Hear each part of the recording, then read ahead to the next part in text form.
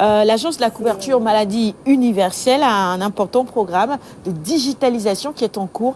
Ça s'appelle SIGI, j'ai bien dit. Hein? SIGI, c'est le système d'information et de gestion intégrée de la couverture maladie universelle. C'est un dispositif composé de 6 systèmes d'information pour faciliter les relations avec les points de prestation et avoir une meilleure gestion et une meilleure prise de décision. Je vous propose de suivre le directeur des systèmes d'information de l'Agence de la couverture maladie universelle, Mohamed Meissi, qui nous explique plus en détail de quoi cela résulte exactement, le SIGI-CMU. La CMU est en train de mettre en place le système d'information de gestion intégrée de la couverture maladie universelle, qui est un dispositif de dimension nationale, qui est une plateforme composée de 6 systèmes d'information qui vont nous permettre maintenant de faciliter les relations entre les points de prestation et les assureurs, et partant de là aussi faciliter tout ce qui est prise de décision au niveau de la couverture maladie universelle. Donc ces 6 systèmes d'information, dont le premier c'est un système d'identification biométrique des bénéficiaires qui va nous permettre de régler définitivement le problème du ciblage des bénéficiaires. On a un système de facturation qui est couplé au système d'identification biométrique qui également sera déployé dans tous les points de prestation et qui communique automatiquement avec un système de gestion de l'assurance maladie qu'on appelle GESTAM, qui également va nous permettre d'informatiser les mutuelles de santé communautaires, d'informatiser l'imputation budgétaire, mais également d'informatiser les relations entre les institutions de prévoyance maladie, les IPM, et les points de prestation. Il y a aussi un autre dispositif fondamental qui est l'entrepôt de données InterRegime, qui va permettre maintenant d'avoir un réceptacle unique pour tous les systèmes de couverture maladie, et ça va nous permettre de régler définitivement le problème de ciblage des bénéficiaires auxquels on faisait face au niveau des initiatives de gratuité. On a 2 autres dernières plateformes, la plateforme Sunu CMU et enfin la dernière application qui est une application mobile, Sama CMU, qui sera mise en ligne le mois prochain. On va réécouter Mohamed Si tout de suite sur la facturation parce que je pense que c'est un aspect très important également. Ensuite, tu vas répondre à nos questions. Parfaitement. Tout ce qu'on a rencontré nous attendent à Brazzaville. Ils sont pressés que ce dispositif se mette en œuvre parce que c'était une forte et une grande attente. Je vous donne l'exemple, par exemple, des points de prestation. Aujourd'hui, la facturation, elle était manuelle jusque-là. Donc, manuel, vous imaginez que l'agence de la CMU reçoit des factures de 82 districts et 37 EPS. Mais derrière ces 82 districts et 37 EPS, il y a l'équivalent de près de 3500 points de prestation avec qui nous collaborons. Parce que rien que les 82 EPS, les 82, autant pour moi, districts, parce qu'il y a les districts, ces districts-là, elles polarisent près de 2000 postes de santé. OK? Entre les postes de santé et les centres de santé, on a près de 2000 points de prestation. Et au niveau des EPS, chaque EPS peut avoir facilement une dizaine de points de facturation. Okay? Si on prend quelque chose comme FAN, il y a à peu près 30 points de facturation à l'hôpital FAN, sans compter les pharmacies qui collaborent avec les mutuelles de santé.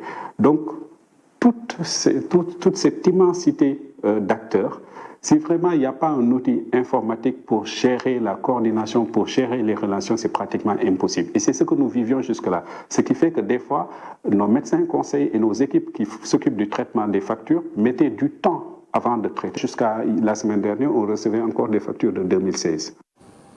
Alors, Ramatoulaye, quel est le processus qui a conduit justement à la mise en place de ce programme? Et en même temps, deuxième question, quel sera l'impact sur le dispositif sanitaire? Le processus avait démarré en fin 2016. Ils avaient pris conscience de l'importance d'aller vers la digitalisation pour améliorer la gestion de la couverture maladie universelle. Il y a eu beaucoup de retard, par exemple, dans tout ce qui est paiement des différents prestataires. Il fallait alléger les procédures, informatiser pour un peu accélérer les choses. Ils ont mis en place un comité de pilotage dans lequel il y a beaucoup de structures de l'administration parce que c'est un secteur assez transversal. Il y a la CMU qui est dedans, il y a l'agence de l'informatique de l'État qui est dedans parce que c'est un projet projets informatiques et l'ADIE accompagne tous les projets informatiques de l'État. Il y a la DAF, la direction de l'automatisation du fichier avec le ministère de l'Intérieur parce qu'il y a des données biométriques, des données d'identification qui sont en place. Il y a le ministère de la Santé et de l'Action sociale. Et dans ce processus également, ils ont été accompagnés par des partenaires techniques et financiers comme la Banque mondiale qui a beaucoup soutenu le projet. Il y a beaucoup de milliards qui sont en jeu. Il y a l'Agence française de développement, l'USAID, la JICA. Et ils ont fait appel aux différents cabinets sénégalais. Et dans le cadre de ce processus, ils ont injecté plus de 2 milliards de francs CFA pour recruter des cabinets sénégalais pour aider dans le développement des différentes applications.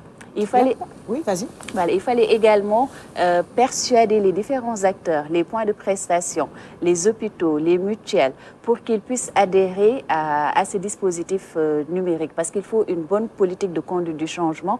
On ne peut pas leur imposer cela. Il faudrait qu'ils coopèrent. Donc, il y a eu beaucoup de visites de sites qui ont été réalisées. Il y a eu beaucoup de séances qui se sont déroulées. Et à noter que ce dispositif n'est pas là pour changer le fonctionnement. C'est pour apporter de la valeur ajoutée, venir faciliter les relations entre la CMU et les différents points de prestation.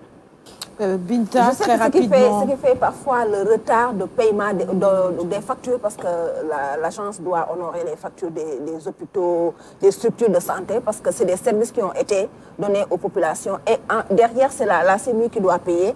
Je sais qu'elle parle de factures de 2016, il y a encore des litiges qui y a liés aux factures et ce qui retarde parfois le paiement de ces factures-là et j'espère que cette digitalisation permettra d'aller plus vite parce que les structures demandent les ressources qui ont été injectées et c'est urgent. On va terminer avec le système de facturation, ça a été automatisé. Ils veulent vraiment accélérer la procédure parce qu'à terme, si les structures ou les points de prestation restent très longtemps sans être payés, ça risque de mettre à genoux ces structures-là et ça plombera cet important programme de gratuité des soins qui a été mis en place par le président Macky Sall. À noter également qu'il y a beaucoup de fraudes qui sont enregistrées dans le domaine des prestations médicales. Moi, par exemple, je peux venir avec ma carte de soins et vouloir que quelqu'un d'autre soit soigné à ma place. Et donc, ça grève un peu le budget de l'État. Avec le dispositif de numérisation, on pourra reconnaître quels sont les vrais bénéficiaires. Ils vont déployer des tablettes dans les centres de santé, dans les mutuelles, même dans les zones rurales, pour que l'on puisse, même à partir de la carte d'identité nationale, savoir est-ce que cette personne-là a droit à cette initiative de gratuité. Il y en a beaucoup. Vous, de la RTS, certainement, vous avez des IPM. Vous n'êtes pas éligible à la CMU parce que vous avez un régime d'assurance qui est déjà là. C'est vraiment pour des personnes défavorisées, des personnes vulnérables. Si vous avez une EPM, vous n'êtes pas éligible. Et il y a il y a des échanges de données entre les différentes assurances et la couverture maladie universelle. C'est ce qu'ils appellent l'entrepôt de données et le GESTAM. Et ça permettra, via les tablettes qui vont être déployées, de savoir si la personne vient, est-ce que la personne elle est éligible. On met la pièce d'identité dedans et on aura les informations, l'historique et savoir si ce sera à la CMU de prendre en charge cette personne ou à un autre assureur. Merci beaucoup, Ramatoulaye. Très intéressant ce projet. Je promets la semaine prochaine de revenir sur un autre système d'information de la CMU. C'est le Sunu CMU. C'est pour le financement participatif et la collecte électronique des cotisations.